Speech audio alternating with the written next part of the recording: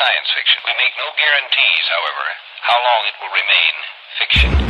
Fiction. Fiction.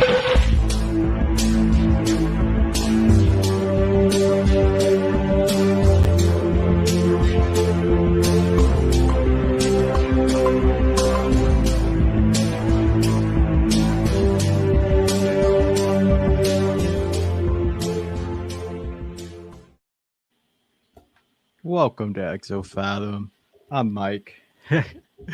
And joined with me tonight are my two lovely co-hosts, Nick and Ayla. How's this Friday going? Happy Friday. I'm doing pretty good. How you, man? Hanging in there. That's good. Ayla, how's your Friday? Well, look, I definitely could complain about a couple things, but I just discovered Ballast Point's Grapefruit Sculpin IPA. We're not endorsed by them, but we're happy to be because it is delicious. So I'm doing okay. Nice. That's a good little advertisement. I feel real Truman Show in here. Yeah. Right. Totally. Very Does strong. Tranquility have a Ballast Point brew? Yeah, those grapefruit sculpins are better than the regular sculpins, I feel like. Better than regular grapefruit. Yeah, that's true too. And actually, Ballast Point does have a brewery here in Long Beach, so That's good. y'all better listen up. I had my first White Claw last night. Ooh, so fancy. My first 5 White Claws, I should say. Wow. Did you order a pumpkin spice latte the next morning? Oh so no, I just had like a hangover, like I was 18 again. Like when you buy real bad alcohol, or your friend buys alcohol for you. Yep. That's so a they're like, let's do seltzer hangover. fireball shots. You're like, let's not. Yeah. I'm like, usually I'll drink it when I'll drink beers in the fridge, but this stuff I'm just like, no, it can sit there. It can be for other people. Okay, so That's how I feel about Smirnoff Ice. Same thing. Yeah. Ditto. Yeah, it's like water that makes you feel bad. It's sugar water with a little bit of alcohol. Yeah. But what I rediscovered was the beauty of a nice cold Corona with a lime and some salt. Pretty good on a hot day. Yeah. Those are the best. Mm-hmm. Pour the salt all in and the Corona overfills, and you try to plug it with the lime real fast. My sodium levels would be so bad if you tested it. Just like, not good. It's like I have one beer and a whole shaker of salt. That works. Yeah. So tonight, I kind of want to talk about tranquility and mainly Seneca's point on it, I guess, and then we could kind of try to go farther in the future and we'll do some fun, cognaut type things. But tranquility. What is this? What is this word that you speak of? Does anybody know? No. Do you want the definition? I can look it up real fast. No, I'm just being salty. It's been a long week, so I'm like, oh. You just hate tranquility? No, I'm excited to rediscover it. Tranquility, by the way, is the quality or state of being tranquil. There you go. Thank you for that. Very self-explanatory. So, Usa. This is out of Seneca's Morals, I believe. But the book that I got it from is actually a book that Nick, you gave me, the Daily Stoic. Nice. Yeah. Good book. Good book, by the way. So yeah, here's a quote. Sorry. Tranquility can't be grasped except by those who have reached an unwavering and firm power of judgment. The rest constantly fall and rise in their decisions, wavering in a state of alternately rejecting and accepting things. What is the cause of this back and forth? It is because nothing is clear and they rely on the most uncertain guide, common opinion.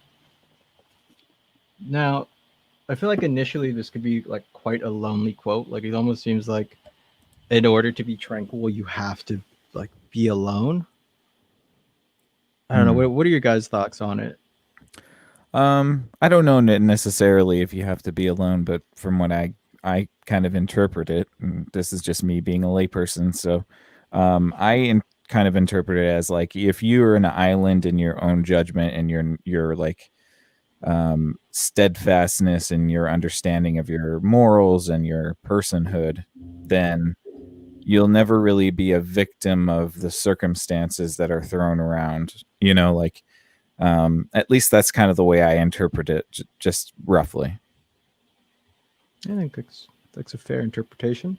Yeah, I would co-sign that. I mean, because it definitely does seem as if they start out by saying, tranquility is a byproduct of those who are unwavering and have a firm power of judgment.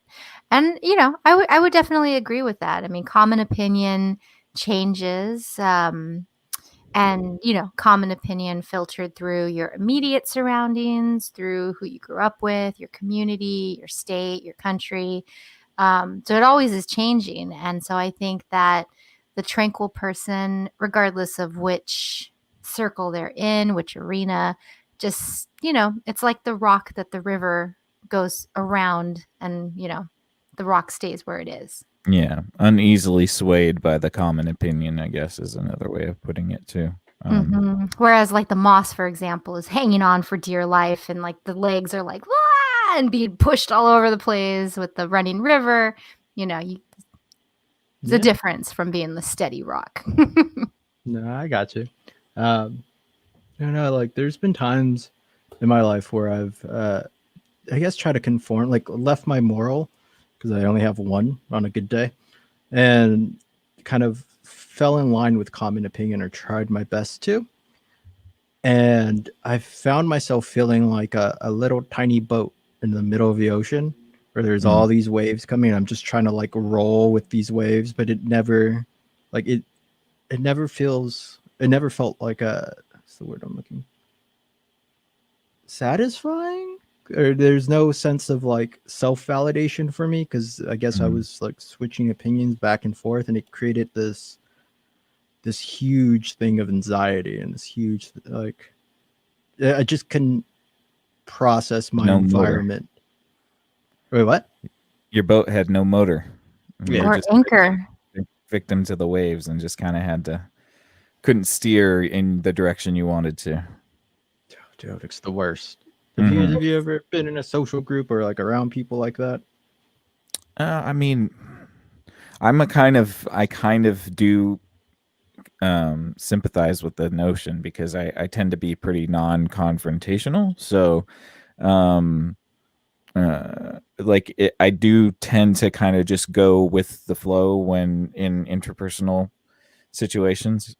Luckily, I've never had to actually have my sort of like sense of morals tested in that respect. So perhaps things might be different if that were the case. But yeah, I definitely can see how it kind of is. You become a victim to it instead of, like you're with your boat analogy. You're not riding your own ship. You're just kind of a victim to however many waves pummel you.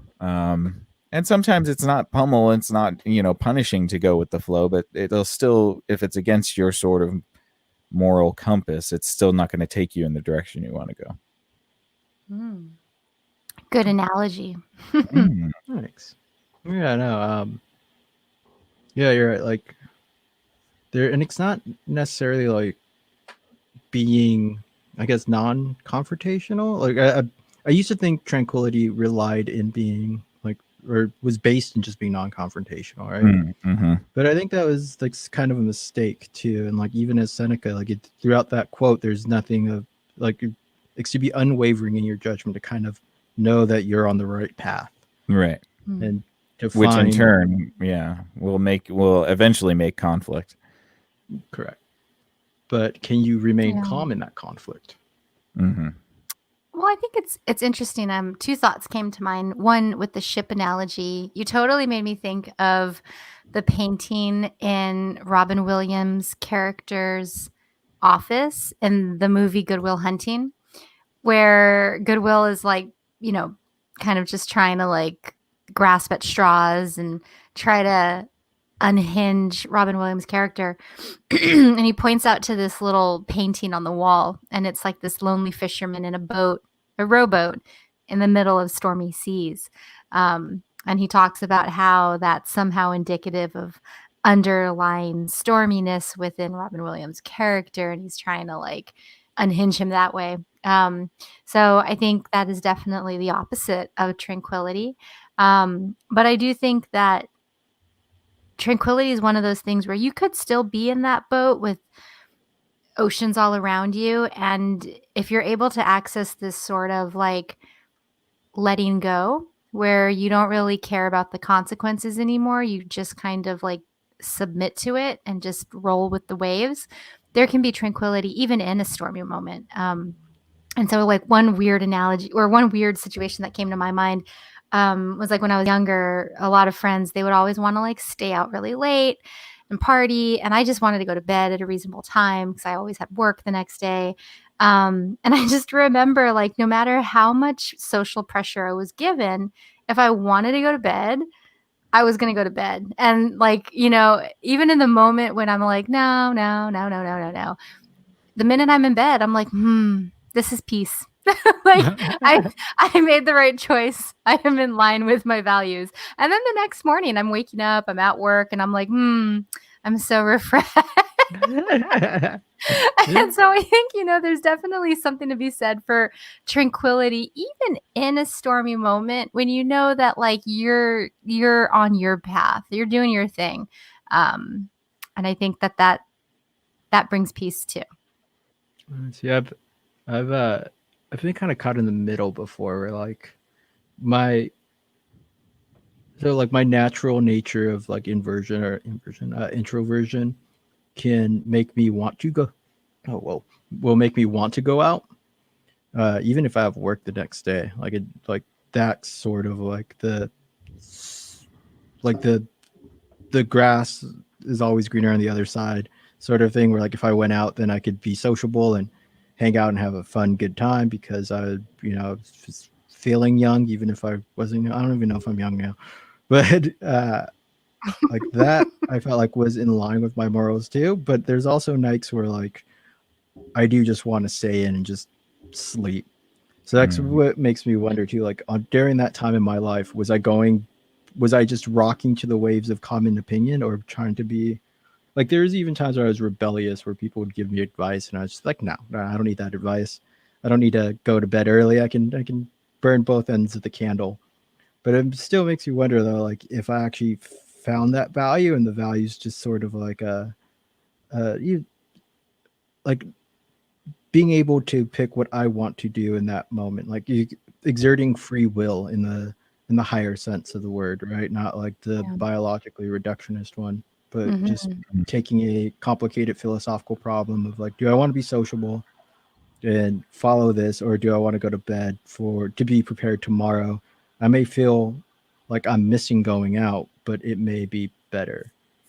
And see, I think it's interesting because this is so well worded, where he talks about how, you know, those who are not tranquil will constantly fall and rise in their decisions, wavering in a state of alternately rejecting and accepting things. And he says the reason for this is that they have a most uncertain guide, which is common opinion. And I think that's really interesting because even the terms like introvert and extrovert, you know, there's a certain association that comes with those words. I hear introvert and I just think of all these memes that like come to mind that color our understanding of that term. So I think it's kind of interesting too because language in so many ways encapsulates cog what is it? It's connotation is the word. So denotation is like the actual literal definition of a word, but then the connotation is the societal kind of like underpinnings and understanding of a word. So I think like yeah, when you think about those terms, you can also frame it in terms of like not what the common opinion is saying, like extrovert bad and extrovert good or this and that, but like to say I'm just going to align with a different purpose, which might not be anything having to do with anything social. It could be having to do with your larger purpose in life, which is to do, you know, AI things or to seek out nature or to read 10,000 books in your life or whatever, you know? So I think like it's interesting to think about the layers of goals that we have and what really brings us peace when you get through the weeds. Mm-hmm. Yeah. I think it's interesting. I think we're looking at something and we're kind of playing around with this concept that is probably a lot more dire than we think. I'm thinking of this sort of attitude about public opinion or mass opinions, right? So it's easy for us to say like, oh, I'm honoring my tranquility by either, like acknowledging that I maybe want to go out or I want to stay in. But I think it just to raise the stakes a little bit and not in any particular direction. I'm just saying in a wider societal stake raising, what do you do when you fall out of public opinion? Do And see, I you? love that question. Sorry, go ahead. Yeah, no, that's pretty much the question. Oh, okay. So I have the perfect answer. And I know that there's a better quote out there, but it was something I learned really early on. And this was, I think, like the recession, like or second recession of our lifetime, the first, I don't know, somewhere in like the 2007 era. I was looking for jobs. I was trying to transition out. And I was really feeling uneasy with some of the application questions that I was coming across, in the sense that like they belied a culture that I didn't really jive with, or there were questions I found to be too intrusive. And there were other that I was just like, this is really prohibitive. Like, don't they know people are applying to hundreds of jobs? Like, we can't spend 10 hours on every application. And so I just was noticing these patterns of different types of job processes. And suddenly I realized, well, why am I even applying to these places? Like, this is red flag one, that I don't want to even be here. And so I think that's where you get these like countercultures and these subcultures and these entrepreneurships and small businesses. And there's these little pockets that you can find. Right. I understand. Still be true and tranquil. I understand what you're saying, but those are stakes that are still very low. What I'm saying is that what happens when public opinion demonizes your morality? You go to the woods, man. You go live in a cabin. This is an honest question, because if we're going to take this sort of philosophy to its full extent, it's easy for us to talk about, choosing not to work somewhere, choosing not to go out. But what do we do when what you believe to be right in your soul and your morality would risk your life in the public opinion? As long as you are unwavering, like, because it's just it's like those waves crashing over and over. It's a recurrent challenge. So if you fall out of favor of public opinion, but are still there to at least be the dissenter, because we're talking about dissenting opinions, right? Or minority opinions. That is so vital, because even if if you feel like your path is right, it may be wrong, I guess, but you could still be tranquil as you follow down this bad path until you hit the point where you realize your mistake, and then either back propagate or be able to pivot or become a martyr a martyr. But for your cause. the path of the martyr is, if you it's quite dire and the stakes are quite high, but it's could be tranquil. Yeah, it could be tranquil. Yeah, you could be quite peaceful throughout the whole thing. Well, I certainly agree with you guys. I'm just saying, like, if it's this is all an interesting, very, like, nice mind experiment for sure. But I like to push it to its final point, where it's like, you got to put your money where your mouth is, like, I would like to think personally that I would be able to stand up on my own sort of principles against, hypothetically, a world that doesn't agree with me. But I also recognize that that's kind of a lofty assumption, especially since I've never experienced that before. So I it's think weird. Yeah. Go ahead. Oh, I was just So- thinking, you gave me some really sage advice one time. Oh Hmm. gosh, am I about to lose it? No, hold on. It's close. Oh, no, it was so right there. I'm so sorry, guys. No, damn. And I like totally played it Wow. up too. We'll That's never so know. rude. The No, it was suspense.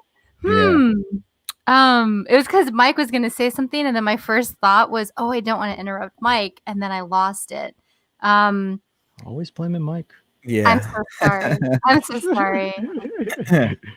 But you do Hopefully you, like, it'll come back. but you get what I mean, right? Like, like this is, I think that, like it's good to be able to right your ship during calm waters, and it's easy. But, like when your set of principles could, in effect, be the death of you, is that, I guess it's to say that you would definitely want to make sure that your set of principles is the one that you are steadfast in, I guess, right? Correct. Because if it's worth dying for, then at least you know that you stuck to what you believe. Yes, and one can make the argument too that you've found a reason to live. Like if those principles mean so much to you that you're willing to die for them, or take the route of the martyr. The easiest example or the most prolific you think is like Jesus, right? Killed by the state for his principles. You even talk about Socrates. You could bring in a bunch of things, a bunch of people.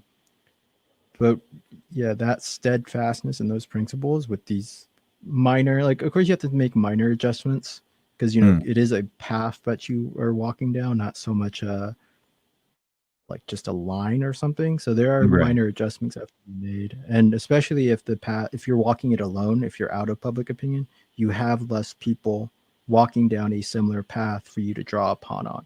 Right. So yeah, it does take that moral conviction to be at least stand there, and I mean everybody's got to die one day, right?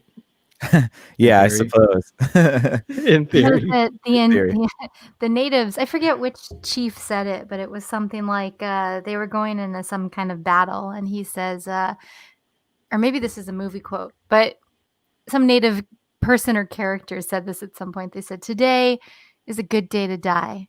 And I thought that was such a beautiful quote as a warrior entering into a battle, because it's like, what are we doing here? We are putting our life on the line, and today's a good way to die. Good day to die. And I think that that's like, you've seen that Are in you sure certain that's not from cultures. the movie? I said it could be historical. It could be No. Geronimo. I don't Movie. know. I actually met Wes Studi, and oh my gosh, he's like so cool in person. But losing my point again. I think just kind of the sense that like so much of it has to do with your framing as well, because it's like you could have, I mean, most humans are really complex, right? We have lots of principles.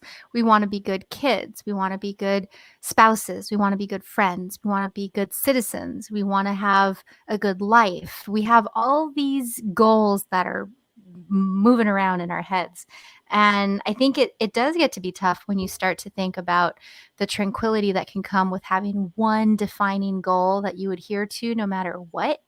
And so that does kind of rock the boat of this tranquility thing, because it's like, well, one, is it common opinion that's rocking the boat? And two, is it wise to have just one belief? Because if you think about it, like, and I like to do the devil's advocate where you're like, well, what if everybody thought this way? So for Seneca, if everybody was like, I'm going to find my tranquility because I'm going to adhere to this one thing staunchly, and like there's no room for, changeability or anything like that. Well, what kind of a society does that look like? And I so don't I think think there's any language about being one thing, right? It's just a set of principles, steadfast to your principles. With Right. maybe minor alterations along the way. But it's not just like one thing he's talking about, is it? Because I No. might have misunderstood. Okay. It's just saying reached an unwavering and firm power of judgment. So that could be a lens, that could be like a religious lens. But the other thing about that, though, is that it's like, let's say it's a religious lens. Well, you're giving your power to that religion, to the leaders in that religion, to the whims of that religion. Is that true tranquility? Because what if you have a bad actor in that bunch, So it's like a little elusive when you start to really widen that scope and start introducing like all these extra elements into it. I really wish I knew what that sage wisdom you gave me, because it like for the moment it was so pure and perfect. And I just Well, it'll never be again, so that's okay. But no, I see what you're saying for sure. But I'm also wondering, like, Mike, you picked a really good one. This is sticky. It seemed so obvious at first, and now I'm like, then There's again. there is a need for clarity and vision, and like if everybody, like we kind of have this in our political system, right? We group ourselves by ideologies, and we, for the most part, stay steadfast in those ideologies without ever finding a path towards each other. If anything, it seems more common for humans to naturally find paths away from each other as long as they're able to remain within their ideological comfort zones, right? And so, how can you stay tranquil while experiencing some uncomfort or experiencing some discomfort in the name of dialogue? Well, or not even that. What if you're just tranquil and you're like, oh, I'm nonviolent. I'm not going to hurt anybody. But then like you're wearing jeans from the Gap, which are like slave labor, like, so there's these multi layers that you can keep going down in order to disrupt that tranquility. If you But I want think to build I think we need to we need to make a distinction here. Tranquility isn't associated with correct morality. It's associated with steadfastness in your beliefs.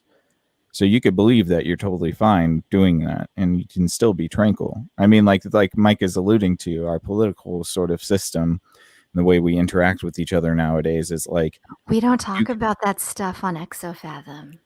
well, I'm going to mention it for So- 2 seconds so that I can make my point. Thank you. Okay.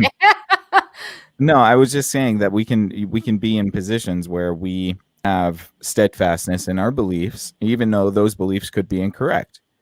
That's all I was going to say. So, I mean, like, I think that that's what he's saying is like, if you can, how can you have the tranquility without, I mean, how can you have dialogue with tranquility? Because at some point it's going to, dialogue will step on your belief system. I don't think he talks about dialogue in this quote, though. He's Oh, but just Mike saying was that. mentioning dialogue in a grander perspective. And then, so to keep everything in context, Seneca is a Stoic. So with your Gap example, for example, if I bought jeans from the Gap and I didn't know beforehand that they were made by child labor, say I bought an iPhone and I didn't know the iPhone was made by child labor. And then I find out one day that it's made with child labor and slave labor, and then I have to make the conscious decision whether to throw this iPhone away or not. The Stoics would argue that you have no control over what Apple does. You are still standing within your, like you're used to using iPhones. You think iPhones are the best because they have a great UI, or, I don't know. To me, it's like liking vanilla over chocolate ice cream. It's all pretty much the same, but you can make that distinction of going like, I have no control over what a major corporation does, but I myself like this phone. It's the most efficient thing I can find. It helps in my day-to-day job, blah, blah, blah. And you can remain calm even if you have to have this bitter taste in your mouth that you're supporting child labor. But you can't deny that there aren't Stoics out there that are all or nothing. So that the minute you do find that out, you have to get rid of the phone. And then what if you're waiting on a callback from a job interview? And you're like, well, Why do you have to gotta get rid my of phone. Why? No, I'm just saying that like some of these philosophies, like there's they are built off of specific writers and specific schools and specific thought. So you can say Stoics, but that lumps in a whole bunch of different ones. And so each little wing has its own picadillos that you can bring up. And that's what I was bringing up. It's just that idea that like there can be gradations in that, and one could be accused of picking and choosing when it's convenient for them to be holding steadfast to their tranquility. And I I think think that's that kind of I an think that's just interesting a slippery slope universal. too. I Yeah. just think that's a universal for humanity, though. We all decide what to pick and choose. We cherry pick our ideologies, and we cast out the ones that are inconvenient. Like, Well, that's why I there's don't think like it's this. good. I'm not saying that we should, but I just think that that's kind of like natural for us to do. Right. And I think that's why there's like quotes that say like only he who sits atop a mountain can truly be tranquil, because it's almost as if non-participation is the only way to truly be at peace, which most of us can't do. Most of us have to interact in the world, and that brings in that like non-tranquility, I would say. Or is it possible to sort of steel man your principles in a way that makes them resilient to the public opinion? You know what I mean? Like, in a way that you can still have your principles, and even though you're met with information that may try to chip away at your principles, you can still have a good foundation. Yep. Yeah, I think Well, you and can. see, I and this. also, Oh, go ahead. sorry, Sorry. I also think though, like, so another again Stoic principles, like as we talk about cherry picking and connotations and how isolation may lead to tranquility, but we don't want to do that because we don't want to be isolated. Those principles are you by day you can choose whether to follow them and to what extent to follow them. If you find somebody who is like 100% always going to make this decision, like I found out about the iPhone, I'm throwing away, I missed a call from a job.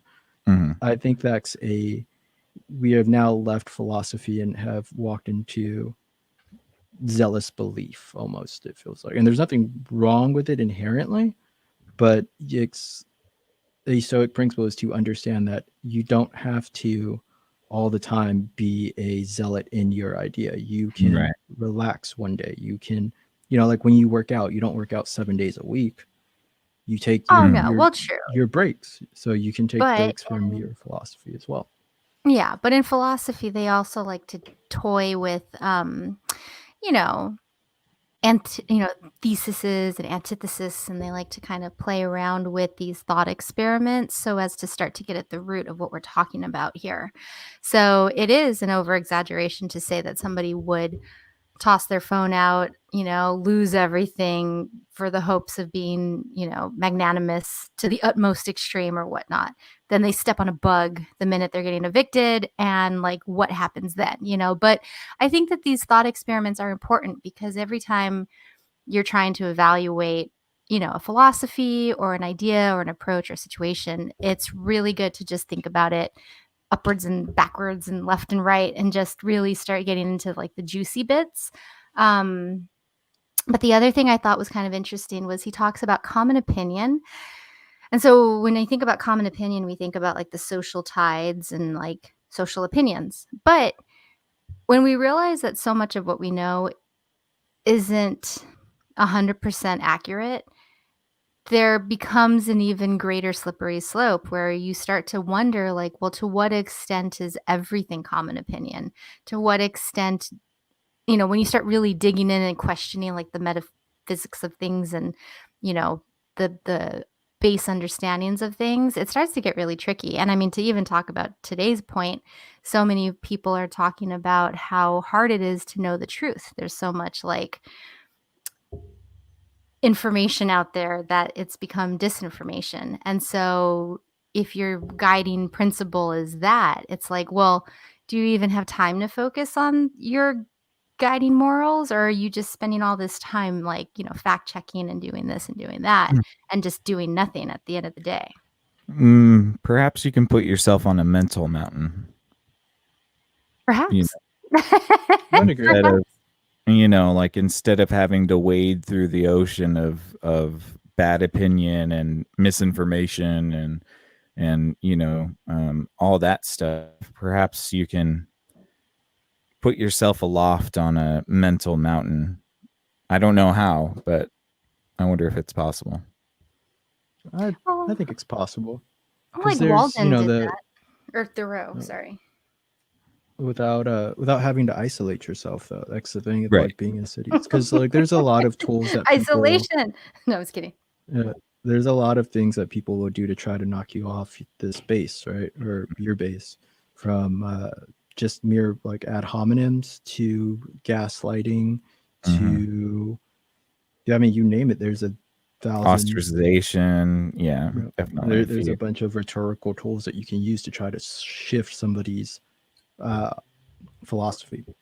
Right. But if you're able to remain tranquil, again, getting back to this path of what's right for you, then you are equipping yourself with, you don't have to think about it as like armor, but you're equipping yourself with different moves in order to at least be aware enough to go, oh, this person said this, they're trying to Mhm. gaslight.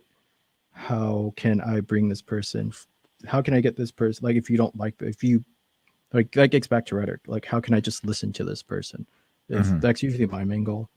But there's other people like, how do I get this person to stop doing this? How do I get this person to stop doing that? But it starts with this calmness of being able to at least listen to the person, no matter what rhetorical tools they're using to try to change your opinion, which is the hardest thing to do in rhetoric. Like, if you and I are having a rhetorical argument, if I'm trying to change your mind on something, Mm. that's the hardest thing, because we're Yeah. in a adversarial situation or And it tends adversarial to, game.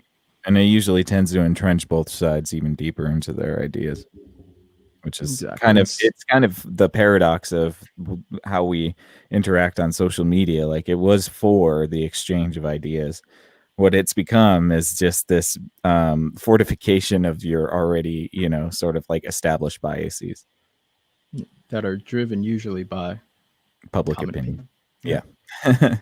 But I mean, Um, like, is it all social media? Because I mean, like, metaphysics was a thing before this. Like, we still debated before this. Even when you think about Stoicism, the Hellenistic philosophies still had Epicureanism, they had skepticism, they had mhm. cynicism, so there's always been these different ways to approach life, to approach the individual living through life, through society. And so I think that, like, it's important to recognize that a lot of the debate, even now, isn't new. It's just But it's a scaling it's issue. just like, yeah, it's like just more been it's been more fashioned, It's not just stoicism, it's stoicism in like a gown with some pearls, with some shoes and like a Well, it's bag. but it's It's just all also complicated. it's a scaling issue of social media, like being able to, yes, you could usually, back in the day, you could go to your town center and listen to some guy preaching on the corner, or maybe two people arguing, at a cafe or something. But now I have the whole world arguing right in front of my face, you know? So yeah, I think it's there, but it's just a scale issue. I think that's why social media kind of trips us up. It's just like being able to see so many conversations from so many opinions all at once. It really messes with your compass, I would say.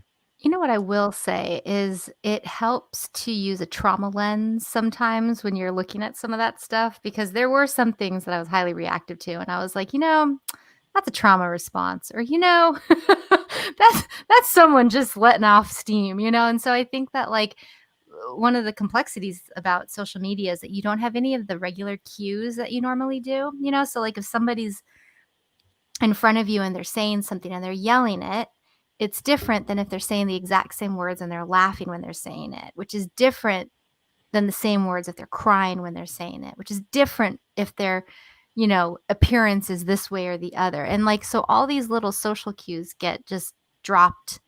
And so that's kind of always been my thing about social media, is just all these layers of complexity and misunderstanding around things that nobody can even really know, because language is flawed, knowledge is flawed, like, everything is flawed. So I don't know. I guess call me a skeptic. I'm just sitting here like, No, it's everything's good. flawed. And that's what we need more. But no, I think too with social media, there's this thing where you don't, like, with our conversations, we have to wait for each other to end the sentence, right? I mean, at least ideally that we don't, talk over each other and things. But with social media, you don't have to do that. You can read something and instantly respond, and there could be 1,000 comics while you're making that response, and those Right. 1,000 comics do not matter whatsoever. right? Because you don't have to do the mental processing. You've already made up your mind. Right. You're in that belief.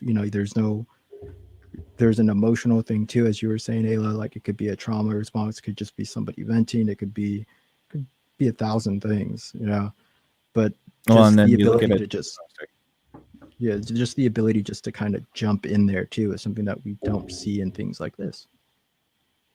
Yeah. Yeah, I agree. And well, and interestingly too, like you think about it through the perspective of the person getting the 1,000 comments. You know what I mean? Like, imagine saying something on social media. I'm like, luckily we're not big enough to ever have this issue, but if suppose that you were, and you said something that you thought maybe was innocuous, and then you have 1,000 people telling you that you're the worst thing in the world. Like, Yeah.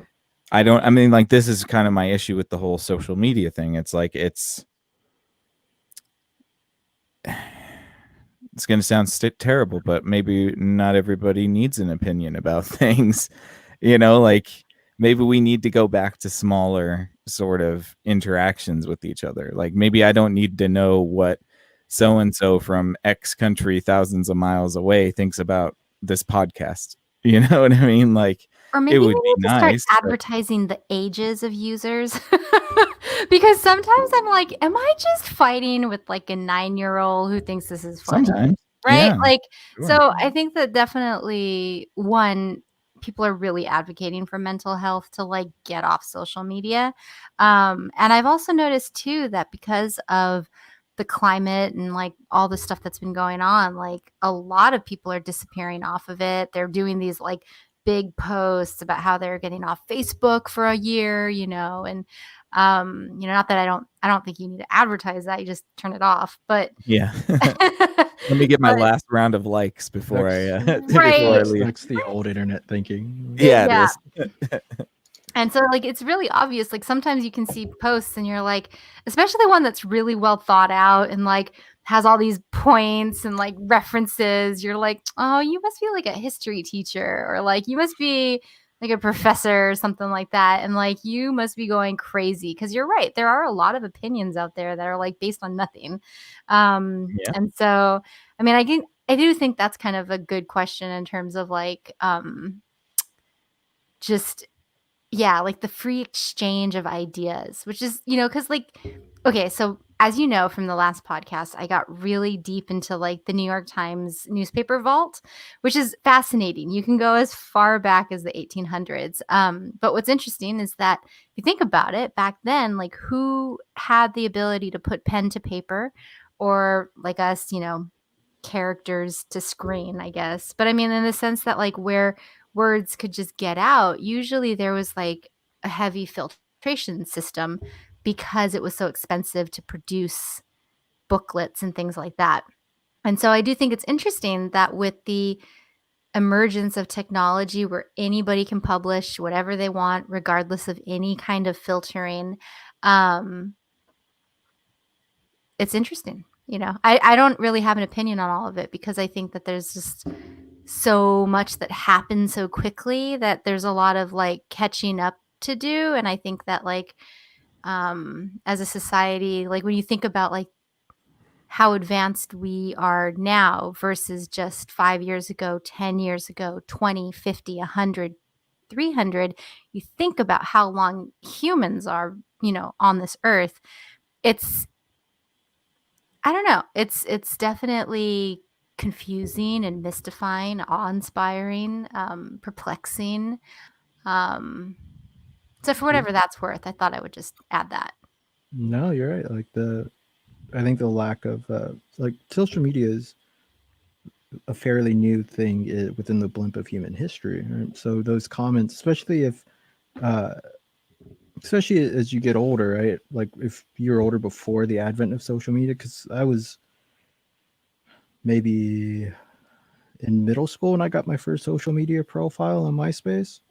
So I've been around it enough to where like I've read enough comics or mean things. Again, this just might be really old internet where like it's just you learn not to take it so seriously. Like there's a couple of different avenues, strategies. You could just do like the thing where you just don't read the comments, which is valid and fine.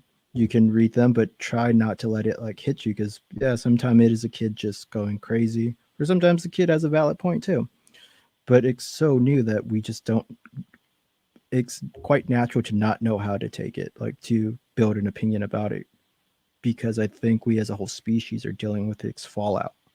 Right, because No, you're right. We don't have to, for us to publish this podcast, we don't have to go through any editorial board. We don't have to go through any publisher or anything like that. Mhm. And then we're immortal. We're here forever. Like this episode is going to be there for as long as the servers stay up, and all that. And like that just And hasn't solar been, flares. yeah, it just hasn't been seen before. So it's a completely new beast that we have to deal with. And I think And we're let going to me. be Oh, really clumsy. Go for mhm. it. Well, I was just gonna get my sass in because, like, as a philosophy major, you have no idea how many people have ridiculed my choice of major, made fun of me, laughed in my face. I had a couple job interviews just so they could meet me and laugh right in my face. So, like, those of you who have felt the sting of rejection, you're not alone. But at the same time, in 2021, because like, I don't know, I just feel so much more validated because it's like, one, I have the tools to really spin out and think about stuff and go like completely nuts. But at the same time, I also have the tools to be like, okay, dial it back, break this down. What's going on? How do we contextualize this? What about this? What about that? And so, like, there is something to be said about the philosophical discipline, and to say that, like, we 100% need like skilled philosophers right now. I mean, like, if you think about it, no, we don't. I think we do. No, we don't. I think we This is do. an I think opposite. This that is the opposite of the whole point. My whole point is nobody's special, and people need to stop feeling that way. We got to stop feeling special. I'm not saying that there needs to be like one special philosopher that everybody hails as their overlord. I'm saying that we do need people who are able to hold complex ideas across multitudes of disciplines and integrate existing understanding of ethics and morality and linguistics and metaphysics and epistemology and all these really great tools that we have. We're just not integrating them into the systems that are here now, and there's a huge gap. And anyone who's listening who needs a good major, seriously, do like computer science and philosophy, and don't go and sell out and do apps and stuff like that, but actually go and No, like you. think No, about this don't stuff. give people don't go no, don't do that. I mean, look, where is this in, like, you can read an op-ed, but it's usually just somebody who has like one discipline. I'm talking about somebody who can like reach through everything and wade through it and be like, what are we as a species? What are we as a human? What are we as a society? Where are we going? What's the goal? Like, these are questions nobody's asking on like a large scale. And they get Because me really excited. So Oh, I'm sorry. I'm like it's blah, blah, not. blah, blah. no, No, it's good. because it's not important to the wider society. If we wanted philosophers, they would exist. That's Well, all I'm saying. Is I don't really see. Socrates. Huh? What happened to Socrates? What? Never he mind. had to kill himself. Uh, I do think that one, nobody is special, and two, everything is just applied philosophy. I mean, computer science is just a applied logic. It's a modal logic for your core thing that you're doing. You're just engineering things. So I think there is a disconnect, and like I certainly understand. Like I understand the inherent inferiority and superiority or support Jesus superiority complexes of majors within colleges, but then that's also a whole realm outside of what a somebody who never goes to college has to deal with. I do think it's proper that we do have philosophers, or at least some sort of background or sub process interest in philosophy, but you're going to run through philosophy no matter what, because our whole world is just applied philosophy, at least I Yeah. think. Well, I think so. And like, think about some of the great philosophers. For example, Immanuel Kant. Okay, he wrote the Metaphysics of like morality and ethics and the metaphysics of aesthetics and all these different things. We don't have anybody right now who's looking at all the complexities right now and breaking it down in this like encyclopedia kind of like approach that his mind was able to do.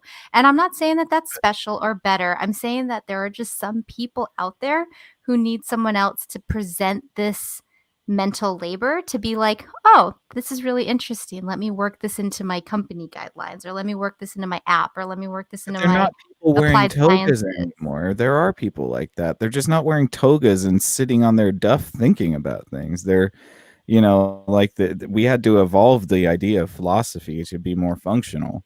That's all. I mean, like, I think that exists. I just don't think that it's going to be some person that's, like How about, well, it's a okay, very so romantic idea, but I just don't think that it applies You need for a, it does. 2020. Okay, well, think you about need it a this way. Okay, tangible product. 2021. Yeah. I'm sorry, Mike. Go ahead. No, I didn't mean. I just wanted to throw that in there. Like that.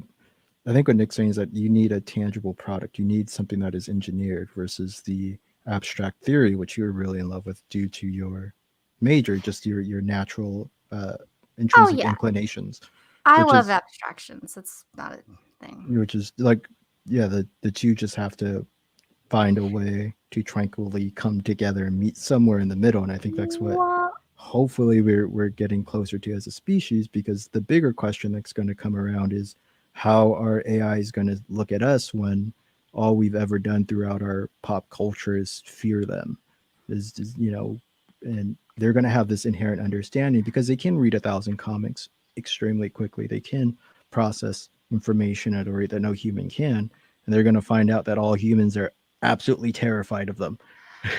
yeah, no, I'm sorry. I will just to back up before we get into AI because that's not here yet. But like, what is here, Nick? To your point about the right now, in 2021, we have people who are being put on panels to make life and death decisions about like who gets resources, who gets allocated resources. Those people probably are prepared, right? Because it's a panel, there's distribution of morality, there's distribution of choice. They have the resources to make those decisions. However, you have EMTs who are being forced to make the same decision. And I'm saying that right now in our society, people are coming up against situations and obstacles that they have not been prepared for Mm-hmm. from a philosophical standpoint, from an ethical standpoint, from a Right. metaphysical and deontological kind of like Sure. viewpoint to get Okay. through things. So that being said, I think it's relevant. I'm gonna end my like point there because I probably this grapefruit sculpin is hitting me too hard. But You could uh go on and on. It doesn't. We're Okay. here to listen. Well, Don't yeah. cut yourself short. no, My I whole think I point. just got triggered because he was just like talking about philosophers and togas, and I was like, no, I think it's relevant, and I'm gonna stand to that point and be tranquil Can with I it. can I speak here Of too? course, of course. Okay, thank you. My whole point is that I don't want any arbiter of what the public opinion is. So I don't think that there should be a panel of people who decide who gets to live and die, just like I don't think that there should be philosopher kings that get to decide who lives or die. I don't think, like if the whole idea about tranquility is not being swayed by public opinion, well, these people would be the swayers of public opinion. So you have to be an island on your own from that sort of thing, because you never know when those people on high are going to come down with something that conflicts with your own inner morality. And I hear So my that. whole point And is, I was just saying, I'm not saying they're going to be overlords of philosophical opinion. I'm just saying they're going to be contributors to thought. yeah, I mean, I get that. I get that. I don't think it'd be wise. Wise to have account. People are forced into those positions because somebody has to do the job, right? For EMTs, or I don't know, the people that sit on insurance boards and figure out whether or not someone can get a operation or not. Those like whatever that is. Um, and there are people that have to do that job that may not be philosophically inclined, or even computer programs that may not be so ethical in picking those people. It's a very difficult thing to do, and the drivers of public opinion, they already exist, they always will exist. But yeah, you do kind of have to be an island to be able to point out like, no, that either doesn't work for me, or I don't think that works for the wider society.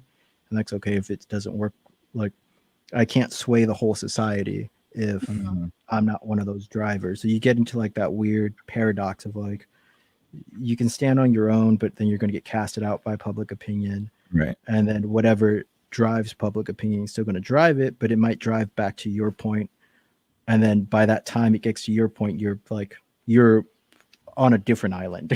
you Right. like yeah, I told you, just keep on going down these islands. You'll hop through them eventually.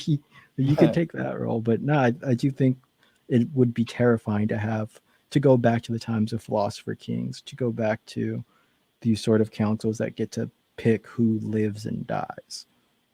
Yeah. Well, and or just decide the structure of morality. Like I understand Ayla's point. Like if you want, if it's going to happen, and to your point, Michael, like if it is going to happen, then it would be good to have people who are educated for sure.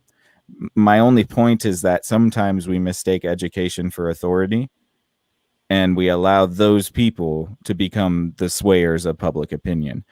Now, sometimes that works in our favor, and sometimes it doesn't. And so I think that that's where I make the distinction, is that it's not going to work all the time. I'm not saying that it's going to be totally useless, but I just think that even if we had all the best players doing their best parts, you're still going to run into an incident in which the public opinion butts up against your own principles. Yep. And then the question becomes, do you conform to public opinion? Or Right. do you stick to your own? And like that can, I mean, nowadays, especially in our social media, or influencers, celebrities, the type of people that can just influence others, there's going to be so much stuff thrown at them, whether it be extrinsic goods like money and, advertisement deals, all this stuff. And there's going to be the intrinsic, like, am I really doing this? Like, am I acting properly for myself? And sometimes that intrinsic goods can actually push push these people into conforming to public opinion, which might not be overall what they wanted, I guess. And I'm trying to figure out where I'm going with this, but I'm just, I guess, putting it all out. Well, so I can see where those extrinsic things can force you to conform. Yeah, it's the social pressure, right? Like it's very easy to go with the flow. Like I said before, like I'm very non-confrontational, so it's easy for me to go with the flow with things. But at what point is that line where you cross, your principles? Because it does happen, and it's happened throughout history. Like people who've committed atrocities in over history probably didn't imagine themselves in that situation. Like maybe not the large dictators that we know, but the people working under those dictators, those were normal people at one point, right? I mean, so like it is fascinating to me to figure out where that line is and how easily it is blurred, and then the public opinion brings the person across it. And you know what's funny about public opinion? And first of all, let me just apologize for getting a little passionate about my theories earlier. You're but again, it's the sculpin. But I've been thinking lately, whenever I think about public opinion, I don't know if this is accurate, but I'm thinking of the Gladiator and how what's his name?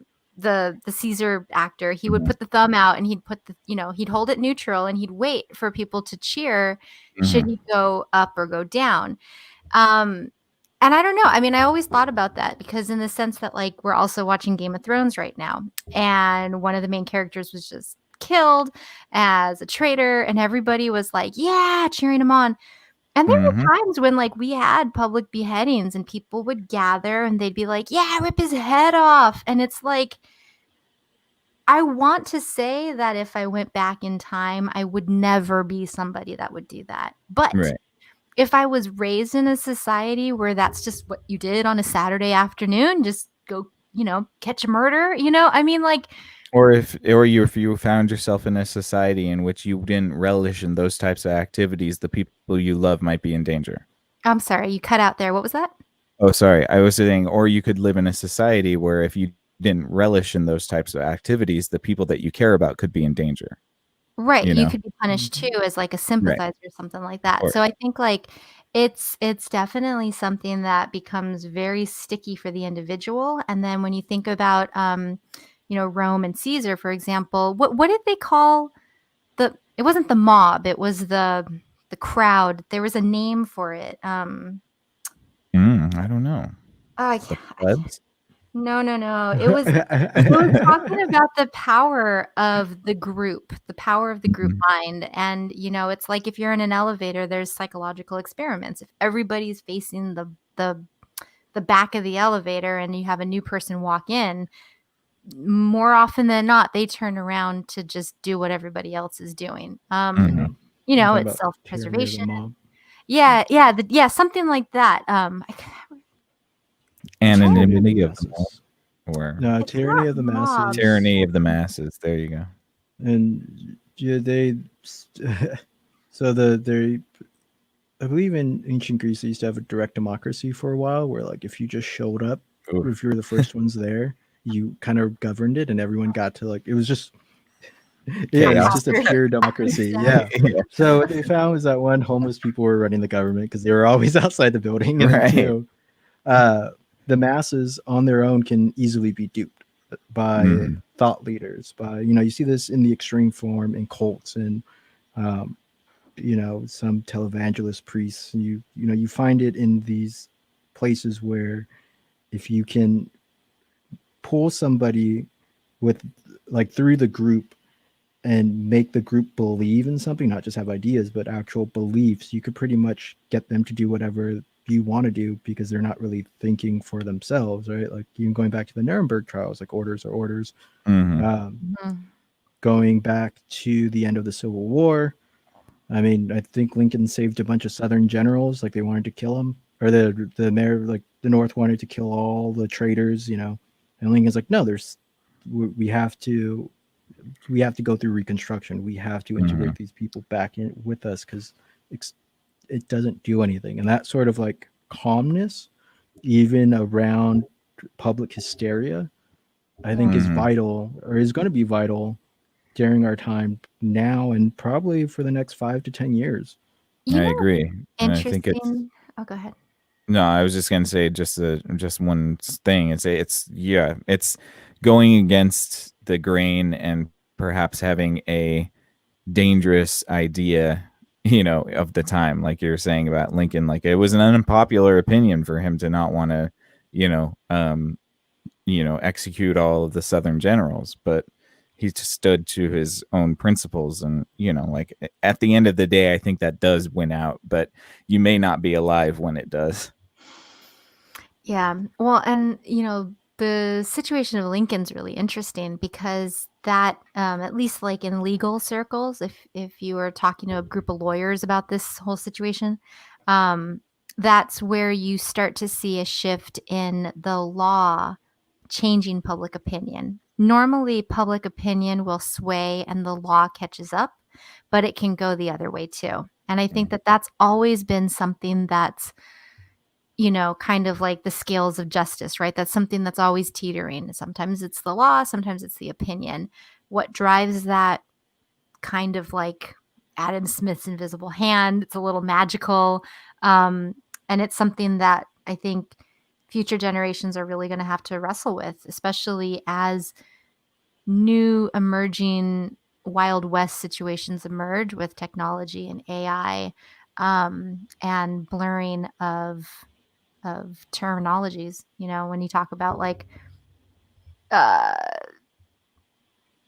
action being good or bad, like Harriet Tubman, for example. I just watched the series about her, and like without a doubt, history remembers her as a hero.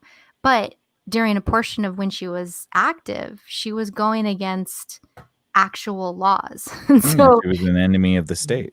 exactly. Yeah. And so it's one of those things where it's hard to predict and it's hard to know how to govern yourself. And I think that's why I feel so passionate about leaning on other minds to help navigate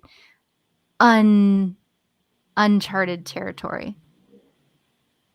Yeah, no, I would agree. I mean, Obviously, not every enemy of the state is going to be Obviously. Tubman, Not gonna be Harriet Tubman. She's yeah, badass, dude. Oh my she is a god. Sorry. badass. That's That a direct really good action. series. Yeah. Hmm. But it was, you can look at how they broke the law, right? They wasn't a, they were transporting people, or she was transporting people. She wasn't offing overseers, right? And she wasn't offing plantation owners, but she was still breaking a law in a way that throughout time was widely respected. So I think too, like it's that civil disobedience thing that Thoreau starts to talk about. It's just how Mm. you conduct yourself, and like, you can make the argument that laws, like a good functioning human doesn't need any laws. They just know how to be, just like a good functioning human would. To kind of drop it into Christianity, would get into heaven without ever reading the Bible because they're just a good full person.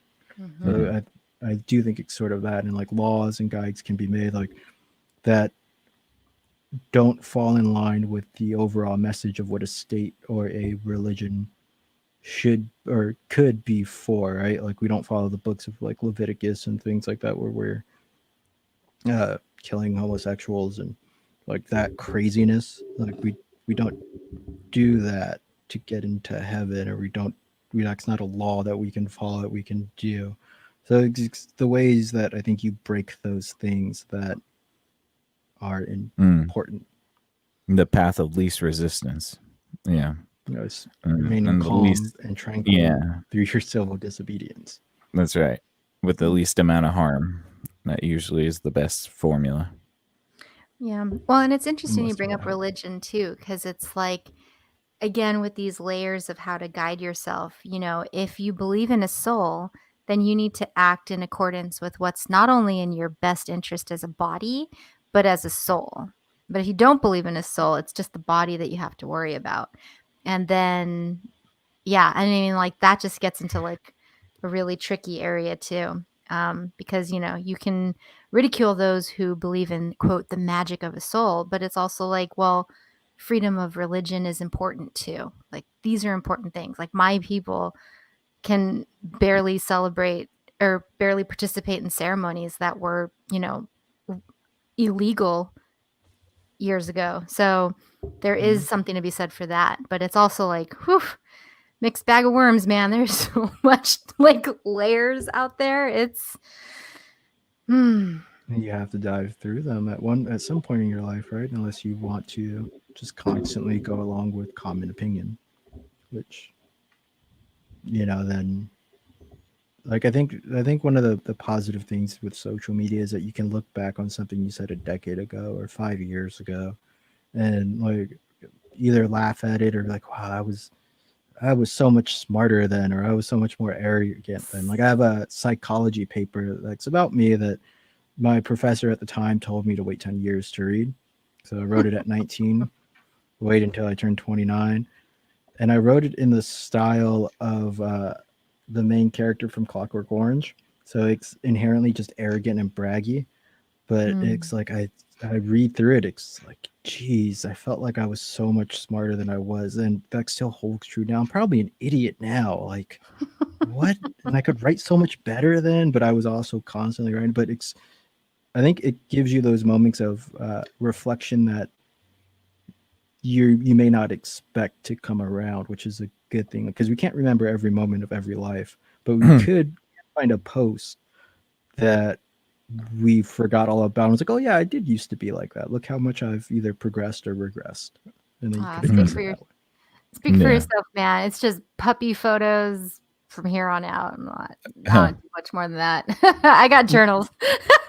Yeah. I'm like, nobody gets free access to my ideas. Unless, of course, you listen to my podcast, then, you can hear Well, that. I think with age you realize too, like wisdom is something that's comfortable with being unknown or um out of the spotlight per se. You know what I mean? Because like Mhm. I can remember being young and thinking having a whole head full of ideas that I thought were just like amazing. And I couldn't wait to share them with everybody. And, and that was part of growth. And that really helped me kind of learn, because I learned that most of the ideas in my head were just crap. And, Yeah, you have good ideas, babe. no, but I mean, throughout your life, you realize that, like, oh, something that I thought when I was 20 is, completely asinine in my 30s, and probably what I think now will be asinine in 10 years from now. So, so I think the marker of wisdom is understanding that you don't need to actually put yourself out there anymore. Like, the need for you to exchange these ideas becomes less about showmanship and more about if somebody comes to you for advice, Yeah, and I think that's part of this Seneca quote that I like. Towards the end, he's talking about tranquility, and he's like, what's the cause of the back and forth, the wavering of opinions and decisions? It's because nothing is clear. Mm-hmm. And I think that's the crux of it. Nothing is clear. And I think the more you understand that, the quieter you become, and the more like introspective you get. And I think you start walking that middle path where you're, beholden to ideas and beliefs sometimes, but you have wiggle room too, because again, nothing is clear. The some of the best advice I got as a kid from my uncle. He was in the army. I think he was a ranger, but it's basically the more you open your mouth, the less your eyes and ears are open. Mm-hmm. Or you can even reverse that. Like the more you close your mouth, the more times your eyes and ears are open, and just being able to receive all that sensory data, being able to understand what's going on, becomes a fundamental building block in building this castle of wisdom, I guess, that you can kind of hold yourself in, or building a better boat so that, you're, as life's waves and storms come all around you, because they will come, and hopefully they do. But what makes a skilled sailor is storms and stuff. That you will have the best functional boat. It may not be the prettiest boat or the most opulent, but it's still functional. And I think that's like that wisdom of just becoming quiet and introspective to try to gain a clarity in this unclear world that becomes important. And it keeps you away from sirens, speaking mythologically, that draw you towards those rocks in the fog of public opinion and wreck you. Right. Better to remain silent and be perceived as an idiot than to open your mouth and remove all doubt. Heyo. Someone told me that one day. That's a good one. Yeah, it's good. Yep. Yeah, no. Like, say anything else that I want to talk about here? Yeah, no. Sweet.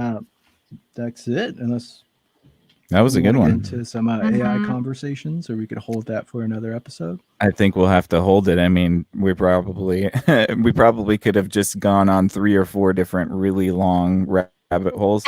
I saw the utility of religion poking its ugly head up, and Nietzsche's death of God was coming back into the conversation. So yeah. No, that could have I think it's probably like best. 4-hour deep dive. Right. Let me ready my books and we can get back into it, okay? Right. Exactly.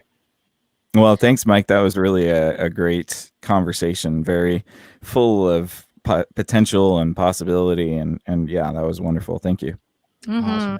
I second that. I have to say, it's pretty amazing, guys. We actually try to prepare for these. We have our little show notes and we type them up, and we think about what we're going to talk about and stuff like that. And it's just amazing because Mike's show notes today are probably the shortest notes that we've ever had. And that was an incredible conversation. So thanks, Mike, for bringing in that Sometimes kind of you don't need notes. Yeah, no, for sure. I'm always impressed by people that don't need notes. Yeah, exactly. Well, cool. Well, thank you guys. Thank you to Ayla. Thank you to Mike. And thank you guys for listening. We hope you enjoyed that conversation.